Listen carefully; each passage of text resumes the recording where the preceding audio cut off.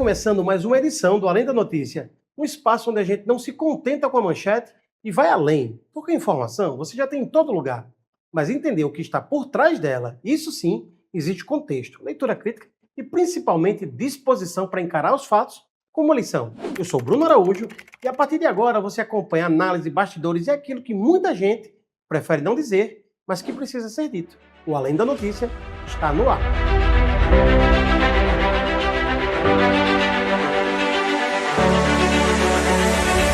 A engorda da Praia de Ponta Negra voltou ao centro do debate público e expôs um velho problema da gestão brasileira: a dificuldade de transformar uma obra bilionária em um processo transparente e compreensível para a população. O relatório da FUPEC, contratada pela própria Prefeitura de Natal para monitorar a obra, apontou uma redução de quase 40% no volume de areia acima da linha da água em apenas um ano. Em qualquer obra pública, um dado desse tamanho naturalmente acende um alerta, mas a reação da Prefeitura foi imediata. A Secretaria de Infraestrutura afirmou que não houve perda efetiva dessa areia e que 94% do material utilizado na engorda continua presente na área costeira. Segundo a gestão municipal, a maior parte da areia apenas mudou de lugar, migrou para áreas submersas em um processo considerado natural da dinâmica marítima. O problema não está apenas nos números, está na comunicação. De um lado, a população escuta que quase 40% da areia desapareceu da faixa visível da praia. Do outro, a prefeitura afirma que apenas 6% foram efetivamente perdidos. Entre uma informação e outra, existe um enorme espaço de dúvidas, interpretações e desconfiança.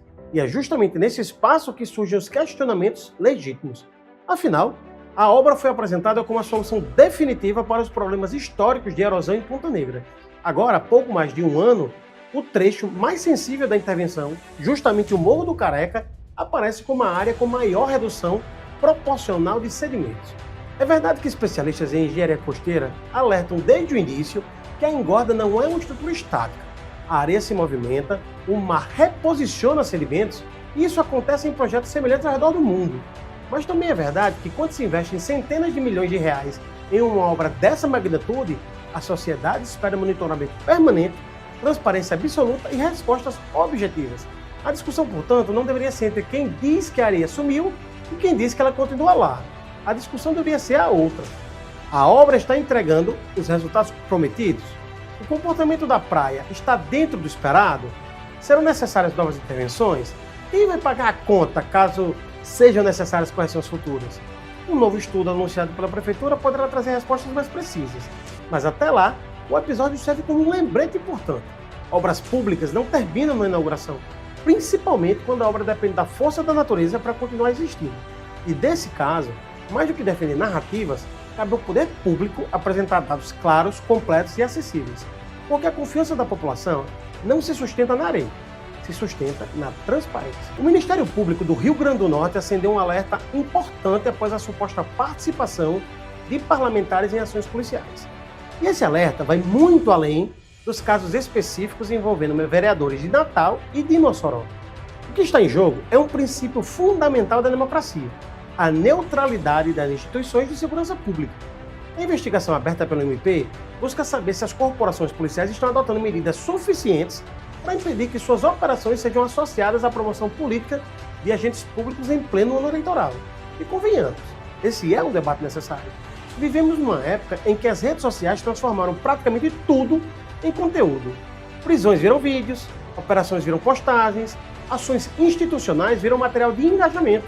E a linha que separa a prestação de contas ao eleitor da promoção pessoal muitas vezes fica perigosamente tênue. No caso do Natal, o vereador aparece acompanhando uma ocorrência relacionada a maus tratos contra animais, uma das principais bandeiras de atuação política sua. Em Mossoró, outro divulga imagens ligadas a uma operação policial contra suspeitos de envolvimento com o crime organizado. Ambos negam intenção eleitoral e afirmam que estão exercendo atividades legítimas vinculadas aos seus mandatos. Mas a questão central não é exatamente essa. O Ministério Público não está investigando os vereadores, está investigando as instituições policiais. Quer saber se protocolos claros vão impedir que a imagem do Estado seja utilizada, ainda que involuntariamente, como ferramenta de construção política. Porque quando um político aparece ao lado de uma viatura, de policiais armados ou de uma operação em andamento, a mensagem transmitida para parte da população pode ser a de que aquele agente político possui uma autoridade ou uma influência diferenciada sobre as forças de segurança. E isso é, no mínimo, problemático. A polícia não pertence a governos, não pertence a partidos, não pertence a candidatos. A polícia pertence ao Estado e deve servir igualmente a todos os cidadãos. O problema é a confusão entre instituições públicas e interesses políticos. Em diferentes momentos, nós já vimos estruturas estatais sendo utilizadas para fortalecer imagens pessoais, construir narrativas eleitorais e gerar capital político. Por isso, a iniciativa do Ministério Público merece atenção. Não porque haja uma condenação antecipada de quem participou dos episódios, mas porque estabelece um debate importante antes que a campanha eleitoral ganhe intensidade. Afinal, em uma democracia saudável, a força de um candidato deve vir das suas ideias, das suas propostas e do seu trabalho, nunca da impressão de proximidade privilegiada com instituições que têm o dever de permanecer imparciais. E quanto mais próximos estivermos das eleições, mais necessária será essa vigilância. Porque a neutralidade das forças de segurança não é apenas uma exigência legal, é uma garantia para a própria democracia. E vamos voltar a falar da escala 6x1, ou seja, do fim da escala 6x1.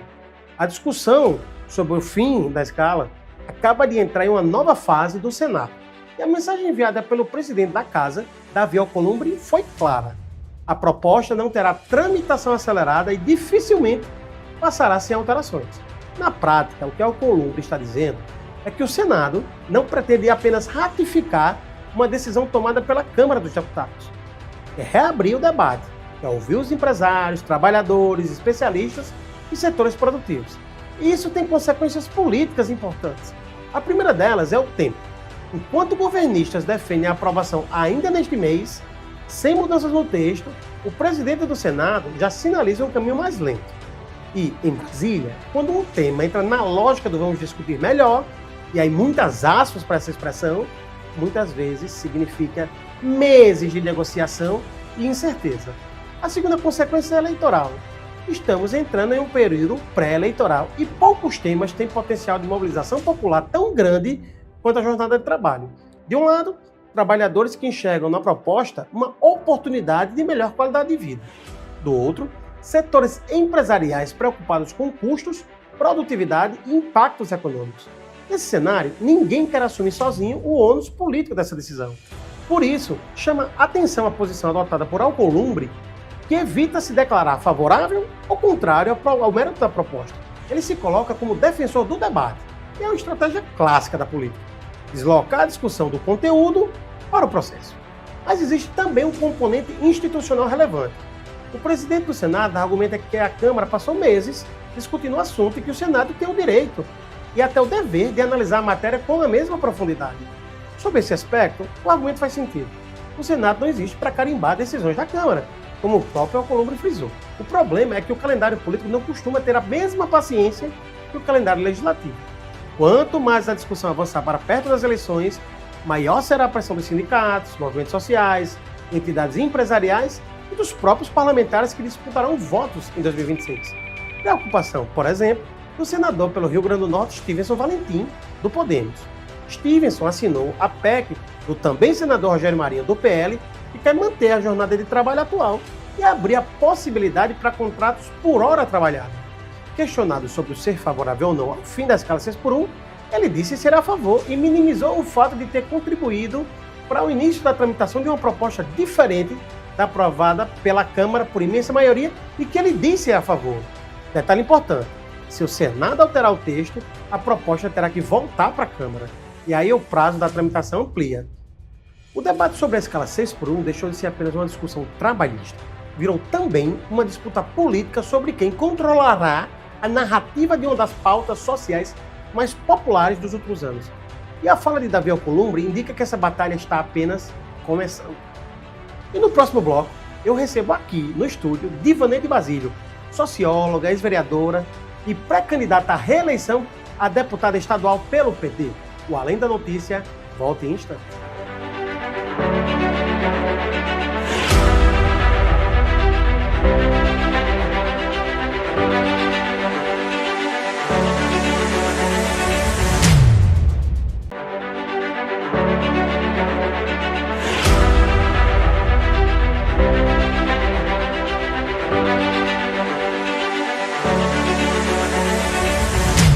Olá, estamos de volta com o programa Além da Notícia e recebo aqui, com toda satisfação, a deputada estadual, filiada ao PT, pré-candidata à reeleição, socióloga, militante, feminista, Dioneide Basílio. É um prazer tê-la aqui.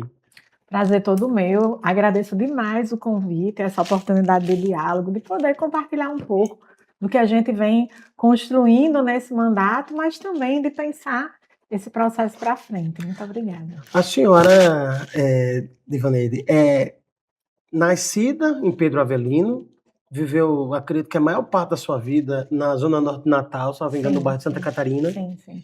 E hoje é uma das lideranças dentro do Partido dos Trabalhadores aqui no Rio Grande do Norte. Tem um mandato eletivo, não é o seu primeiro, acho que é o segundo mandato como deputada estadual, correto? Como deputada estadual é o primeiro, mas eu fui vereadora, me reelegi. Isso, foram 2 mandatos como vereadora e um como deputada estadual. E aí eu lhe pergunto, aquela menina que cresceu no Santa Catarina, onde é que ela está e o que é que ela trouxe para você e que você mantém hoje no debate político? Ela está no Santa Catarina, na mesma casa, na mesma rua, com os mesmos vizinhos, sendo muito feliz por isso, podendo compartilhar com os meus vizinhos essas conquistas e as conquistas de mudança também das ações, quando eu consigo colocar recurso para transformar a Praça Coqueiral e a quadra Coqueiral lá do ladinho da minha casa, me dá um orgulho grande quando a gente consegue colocar recursos para o Hospital Santa Catarina, por exemplo, porque é no local de origem, mas entendendo que a gente é deputada do estado todo e também atua no estado todo. Mas voltando às minhas origens, eu venho de Pedro Avelino. Então, devolver para a minha cidade, eu sou a primeira deputada estadual da cidade, né? A gente já teve um deputado, mas mulher eu sou a primeira. E aí também me sinto no compromisso de fazer com que a nossa cidade também receba investimentos. Então, já foram 2 ambulâncias para a minha cidade. A gente tem atuado com a política da meliponicultura, da apicultura, temos trabalhado e fortalecido o algodão agroecológico, temos pensado nos quintais produtivos, na parceria com a FETARNE, fizemos entregas e oficinas da palma forrageira, tudo isso na minha cidade. A lei da farmácia viva, que é uma lei estadual, mas que a gente já destinou recursos para a saúde, pensando em ter a farmácia viva também em Pedro Avelino. E Santana do Matos, que é a cidade da minha mãe, nasceu no sítio Piricô. E aí eu sou essa pessoa que está por aí no mundo, no estado todo, mas com os pés assentados nessa história que começa no interior e que chega em Natal, mas que tem devolutiva, né, para esses lugares. Então, Santana do Matos também a gente tem destinado ações, recursos para a Caixa Escolar, e a escola já fez uma compra maravilhosa de equipamentos para a biblioteca, para a banda marcial, assim como vai ter uma quadra lá no assentamento Palestina, pedido das crianças da comunidade. As crianças precisam serem ouvidas e a gente precisa devolver para as crianças. E o que é que você mantém daquela criança que corria ali nas ruas do Santa Catarina, que se divertia na Praça do Coqueiral? O que é que você mantém hoje enquanto adulto, enquanto representante daquela menina? O sonho de continuar mudando o mundo e talvez de pensar que aquelas crianças do Santa Catarina podem ocupar todos os lugares. E mantenho a ida à praça com meus filhos, eles adoram. E eu venho da igreja, né? Eu tive Padre Tiago, depois Padre Sabino, depois Padre Murilo, depois Padre Robério, e hoje temos Padre Vigílio, né? E essa conexão com a igreja, ela é muito forte na minha vida, porque a igreja me trouxe até aqui, o movimento de igreja, o movimento da pastoral de juventude do meio popular, foi lá que eu aprendi a falar em público, né? Foi lá, foi no Jardim do Padre. Então, eu fui de um projeto social, eu tive como estudar numa escola, porque o padre acreditava na educação, né? Eu tive como fazer balé, porque o padre acreditava que a gente podia ter acesso à cultura. Então, eu trago em mim a responsabilidade de fazer com que outras meninas possam sonhar. Muito legal. E aí eu vou conectar. E aí, para conectar com essa emoção que você está sentindo e com essa história que você está vivendo com a gente, você é a primeira da sua família a entrar na universidade, Sim. né? de que forma essa experiência de ter saído de um segmento em que faltavam oportunidades de maneira geral e que bom que chegaram por meio da igreja, das autoridades religiosas que ali estavam. Mas como é que essa experiência de ter sido a primeira mulher da sua família, Divani, da primeira pessoa da sua família a cursar a universidade, moldou essa tua visão de fazer política?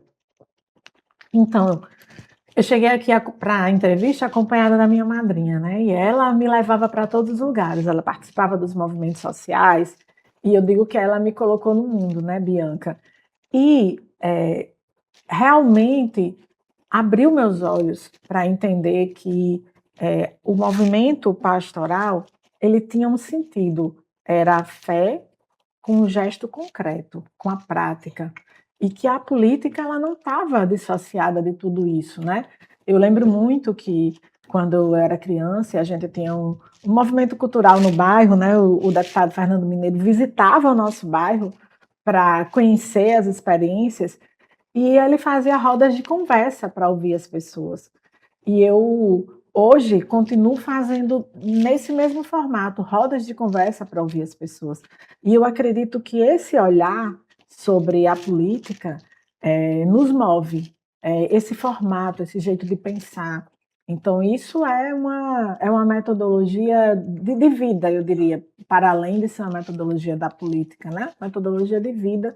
E a gente aprende na pastoral, mas a gente aprende também no partido político, no movimento social. Então, eu passei por todas essas escolas, eu sou educadora popular, fui diretora-geral da Escola de Formação Quilombo dos Palmares. E o que é essa escola? É uma escola de formação que traz Paulo Freire, mas que traz a possibilidade de nós nos comprometermos com pautas importantes, como o voto não tem preço, ele tem consequência, campanhas de conscientização da sociedade para além da eleição, mas para a vida, para as pessoas poderem atuar na vida, né? Mudarem realidades, como as populações quilombolas vão acessar recursos, né? Vão mudar suas vidas. Então, isso tudo foi me provocando e é nesse ambiente que eu continuo vivendo, né? E aí eu lhe pergunto, até baseado nesse teu relato, deputada, onde é que você percebeu que a permanência nesses movimentos populares ligados à igreja e essa militância social, vamos colocar assim, já não era mais suficiente e que você precisava institucionalizar essa participação, por exemplo, por meio da política partidária? Porque política você já fazia, né? Uhum. Mas eu falo do ponto de vista partidário. Onde é que você percebeu disso? Ora, Divaneide precisa virar vereadora porque é aqui que eu vou conseguir fazer diferença efetivamente, ou com mais força, ou com mais intensidade, ou mais rápido. Foi uma percepção conjunta, né? Não foi. Na verdade, eu fui bem surpreendida com essa reflexão. A gente já vinha na Rede de Jovens do Nordeste estimulando candidaturas jovens, voto aos 16 anos, campanha de incentivo ao alistamento eleitoral, e campanha do primeiro voto, né? Então, essa campanha era muito forte. E depois a gente começou a debater sobre a necessidade de termos candidaturas jovens. Mas, assim, entre debater a candidatura jovem e eu ser a candidata jovem, tinha uma distância, né? E aí, numa carona, né, com Regina, Bianca, Ilma, daqui a pouco elas perguntam, mas e por que não você? Eu disse, calma aí, eu nem tenho estrutura para isso. Aí, eu só tenho um ticket estudantil. Eu lembro bem desse dia, porque ela disse, olha, eu tenho um Fiat aqui, dá para a gente rodar, e meio tanque de gasolina. A gente brincou muito com isso, mas depois a gente voltou para conversar e para pensarmos juntas de como seria, do que seria de fato, e fomos juntando gente. Eu fui candidata a primeira vez em 2004, então era bem menina mesmo, bastante tempo. E naquele período, eu lembro que a nossa principal bandeira era jovem, mulher e negra. Então, nós vamos trazer esse lugar, né, jovem, mulher, negra, periférica, e vamos trazer para esse lugar. E eu tive 1.500 e alguma coisa. Que é bastante voto. Bastante voto para uma jovem que estava concluindo o curso de Ciências Sociais. E aí, bom, e eu fui fazer outras coisas da vida, porque definitivamente não era assim, não foi uma uma coisa de que eu preciso ocupar esse espaço institucional a todo custo, mas era consequência de estar nos movimentos sociais e a conjuntura nos levou a isso. Eu fui ser professora, fui fazer mestrado, fui fazer doutorado, tive uma experiência em Brasília, me tornei secretária estadual de juventude, e aí todo mundo dizia, a gente precisa retomar e pensar aqui. Quase 10, um pouco mais de 10 anos de intervalo, né? Foi. Aí em 2016 eu fui candidata novamente, mas decidindo assim, a gente pensava, nesse período, Raoni, que já tinha sido candidato, Vilma Aparecida, né, que já tinha sido candidata antes de mim, do nosso grupo, e aí o grupo, olha, acho que você poderia voltar, podia ser você novamente, então era uma perspectiva mesmo de coletivo. E aí eu disse, vamos lá, vamos pensar junto aqui, fomos. E aí eu fiquei primeira suplente. E tudo bem, foi uma campanha linda, a gente trouxe muitas outras pautas, já nessa campanha a gente trazia as pautas anteriores, mas a gente ampliou. Eu já vinha de outra experiência de políticas públicas para a juventude, fui chefe de gabinete na Secretaria Nacional, então a gente atuou muito nos programas centrais como Pronaf, como Projovem Urbano, fizemos a transição para o MEC, muitas pautas que a gente pôde se aprofundar. E aí, na eleição de 2018, Natália, que havia sido candidata no mesmo período que eu, a vereadora se tornou vereadora, Lucena também, e eu fiquei a primeira suplente, né?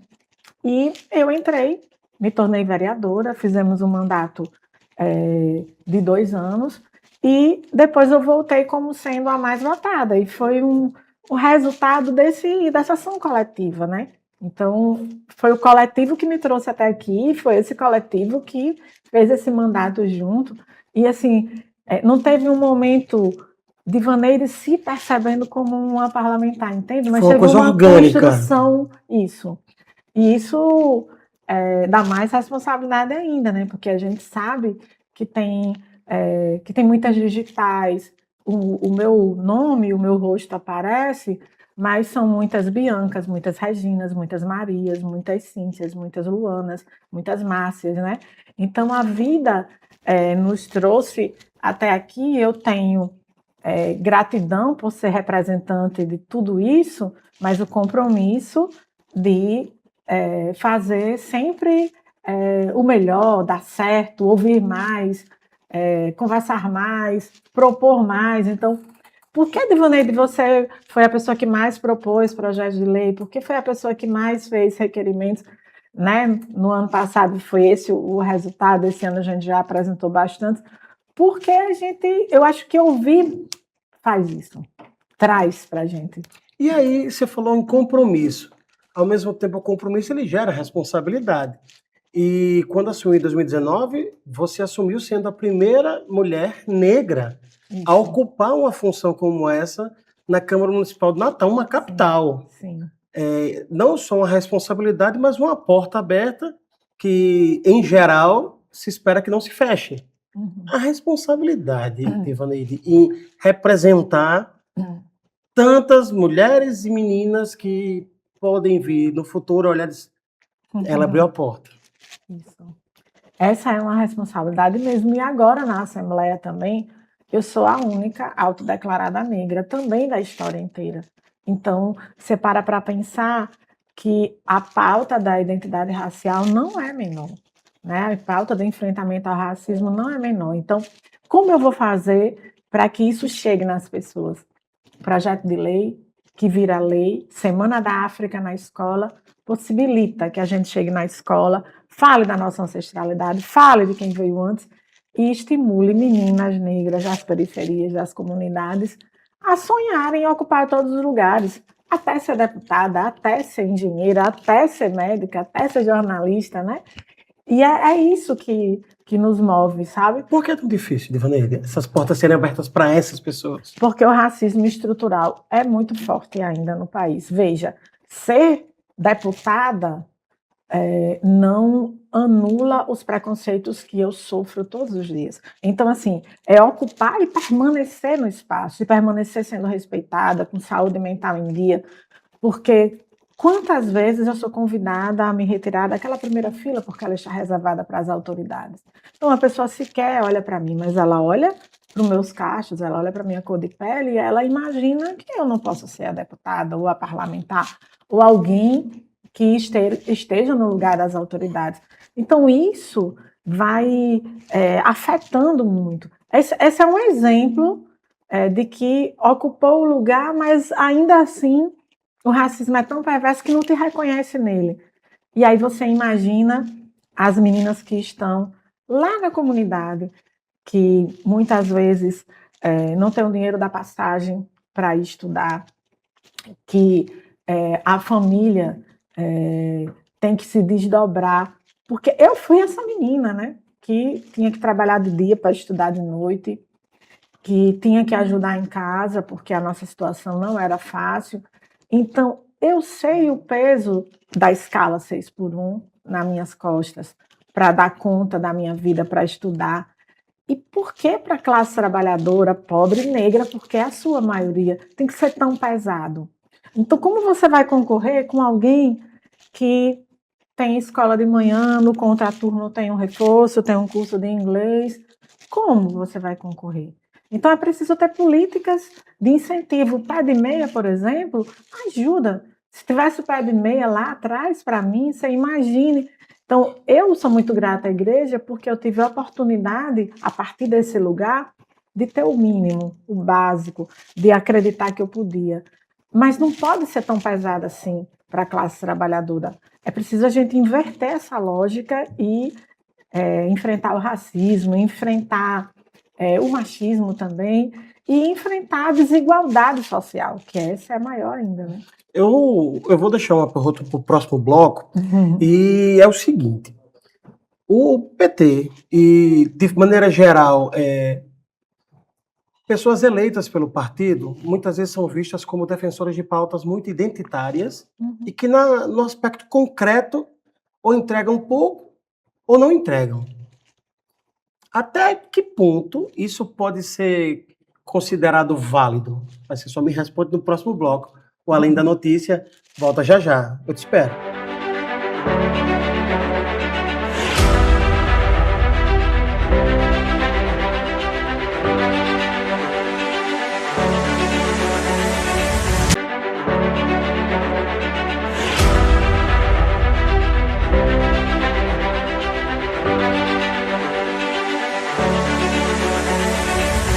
Estamos de volta com o programa Além da Notícia. Estamos conversando aqui com a deputada estadual, socióloga, militante de diversas causas dos direitos humanos, a deputada Divineide Basílio. E no bloco anterior eu perguntei sobre o fato de muitas vezes representantes da esquerda, representantes eleitos, serem vistos como defensores de pautas muito identitárias e que não chegam efetivamente de fato à sociedade. A senhora concorda com essa afirmação? Discordo totalmente. As pautas identitárias são as mais estruturantes. A gente estava falando sobre isso no bloco passado. Você veja que o racismo estrutural nos tira de vários lugares, né? Os números mostram isso. E se a pauta identitária ela não entrega, o que é que vai entregar? Se a identidade das pessoas é o que revela quem elas são, as necessidades dela, a identidade é o nosso perfil socioeconômico, é a nossa história, é o que demarca quem precisa do Minha Casa Minha Vida, quem precisa ter acesso à universidade, quem precisa da bolsa, quem precisa do estímulo, né, para seguir adiante. Então, você está falando de entregas gigantes a partir da identidade. Então, a gente não está falando de pautas que são dissociadas da estrutura. Tem um grande erro na minha avaliação, e uma vez me perguntaram assim, mas você acha que fazendo um mandato tão identitário, você vai se reeleger, você vai chegar além? Ou, eu disse, você acha que o meu mandato é identitário?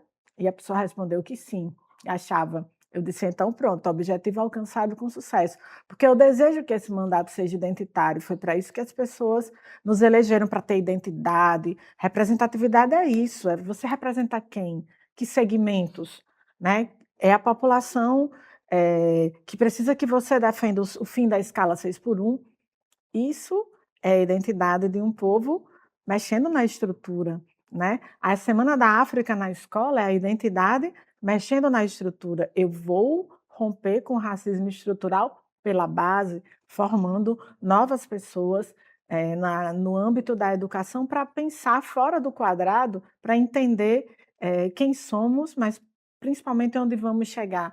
As cotas raciais, por exemplo, elas são exemplos de que elas não jogaram a educação superior para baixo, as cotas raciais nos elevaram, porque todo mundo que entrou por cota mostra, que aquela é a grande oportunidade da sua vida. Então a maioria, e os dados também apontam isso, eh, pegam aquela oportunidade como uma grande experiência da sua vida e, portanto, estudam mais, se colocam mais, porque a chance de poder estudar e poder ir além. Então, eu acho que a identidade ela faz muitas entregas. Pensar como a população LGBTQIA+, quando eu apresentei o projeto Dignidade Tem Nome e coloquei recursos para isso, né, então você apresenta o projeto de lei, você apresenta a lei e você coloca recursos para isso. Você está trazendo para essa pessoa que nunca pode ser chamada pelo seu nome verdadeiro, porque o nome morto é o nome morto. Se a pessoa, trouxe sua identidade, para a vida, ela precisa ser reconhecida por isso, ser tratada com o O nome nome morto, só para o nosso telespectador entender, é aquele nome antes da antes da transição. transição, exatamente. Então é um exemplo de que é uma que de uma entrega que muda a vida da pessoa. Mas, por exemplo, eu sou mãe atípica, e aí você poderia dizer: mais uma pauta identitária", é verdade.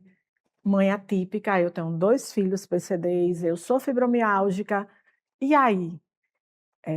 E aí que essa sociedade precisa eliminar barreiras, que precisa ter inclusão, que precisa pensar a escola, adaptada. E aí eu vou lá e apresento a educação física adaptada, eh, para, as pessoas com deficiência. E o que isso vai mudar? Vai mudar tudo. É gradual, claro. É tudo de uma vez? Não, mas vai mudar tudo, vai mexer com a estrutura. Porque a sociedade não pode ser pensada como se todo mundo, fosse tivesse o mesmo acesso, porque não tem, então a gente precisa garantir, as pessoas são diferentes, por isso que a gente quer equidade para garantir, né, igualdade de oportunidade, para que a pessoa PCD tenha acesso à prática esportiva igual às pessoas típicas. Então é assim que a gente muda a estrutura, que a estrutura foi pensada tudo igual, né, os normativos eram todos iguais, tanto que a gente precisa ter leis hoje, a Lei Brasileira da Inclusão é porque os normativos não incluíam. Então, quando você pensa em identidade, você pensa mexer na estrutura, logo as entregas são profundas, porque você muda, você inverte a lógica do que é comum, do que está dado, né. Está dado que todo mundo tem o mesmo acesso? Não tem, não. Minha Casa Minha Vida, gente, programa estruturante de habitação, mas ele vai para um público que hoje também tem o Minha Casa Minha Vida para a classe média. Outra identidade.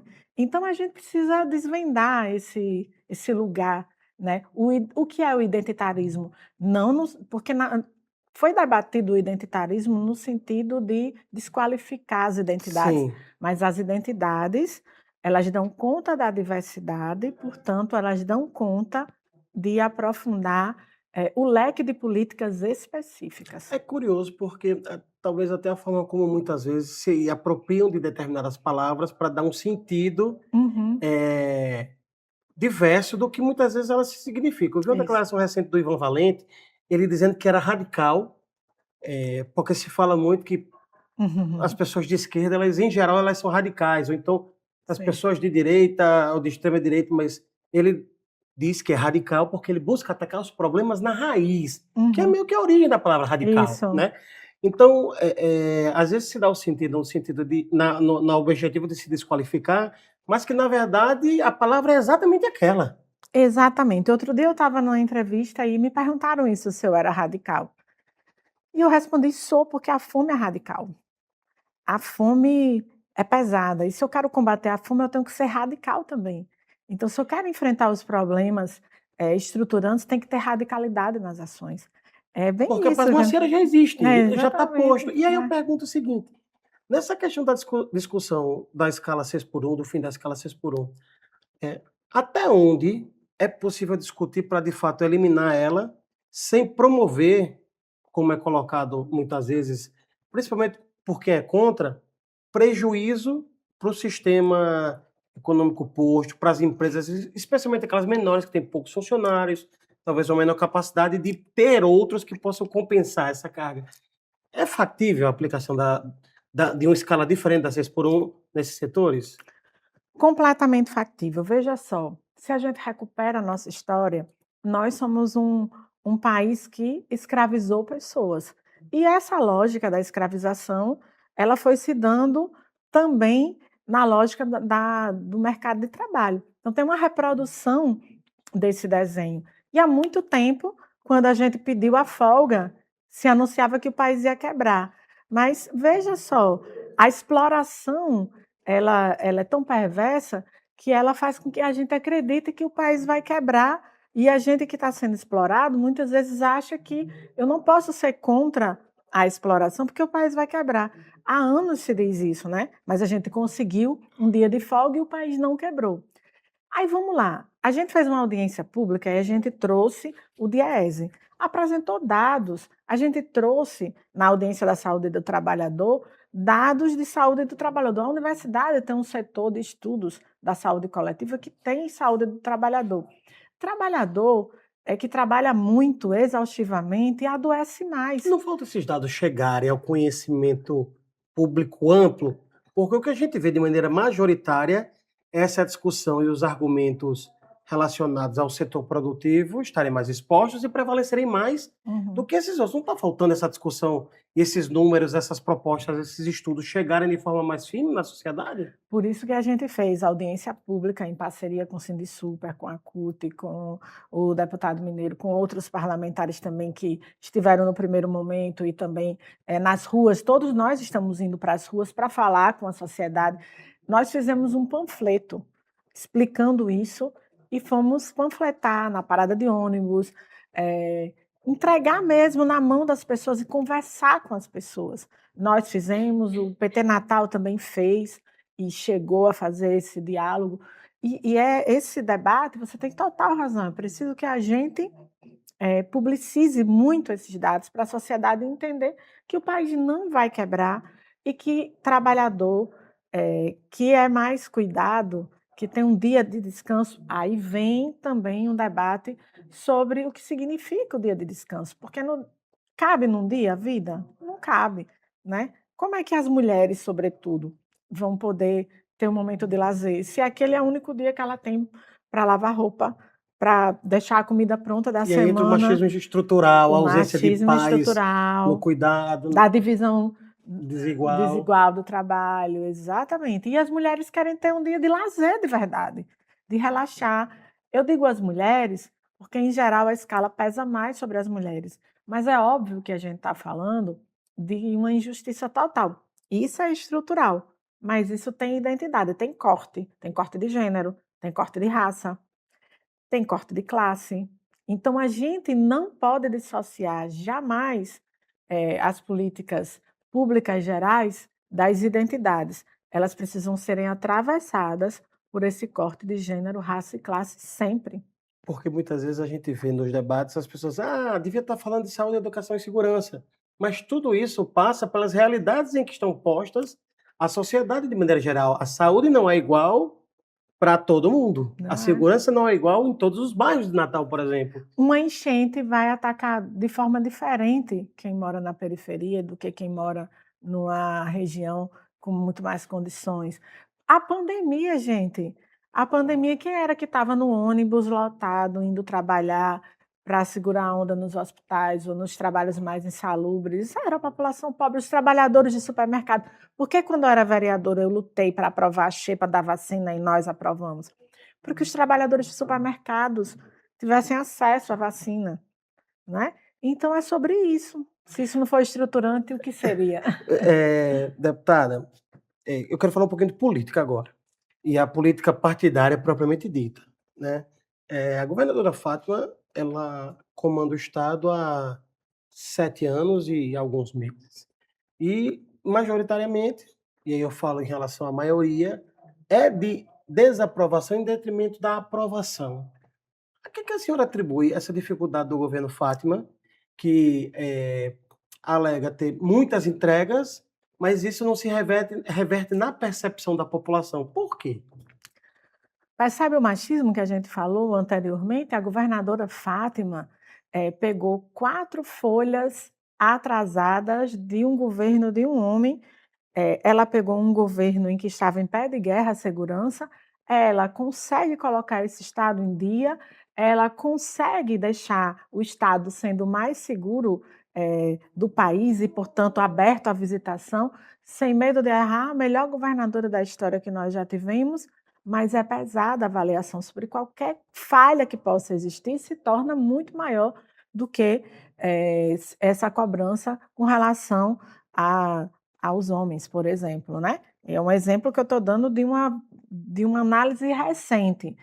Isso eu acho que é uma questão, porque eu vejo na Assembleia como é desconstruída muitas vezes o nome da governadora, mas eu vejo também que assim como nós temos que fazer com todas as pautas, nós temos que fazer também com que as pessoas saibam que essa governadora, que administrou o estado, e por isso uma entrevista como essa nos dá a oportunidade de conversar com mais pessoas, de pegar um estado na pandemia com um governo federal que apostou na morte das pessoas e ela mesmo assim fez o pacto pela vida e lutou para garantir vacina, lutou para fazer as máscaras chegarem, a alimentação chegar a quem mais precisava.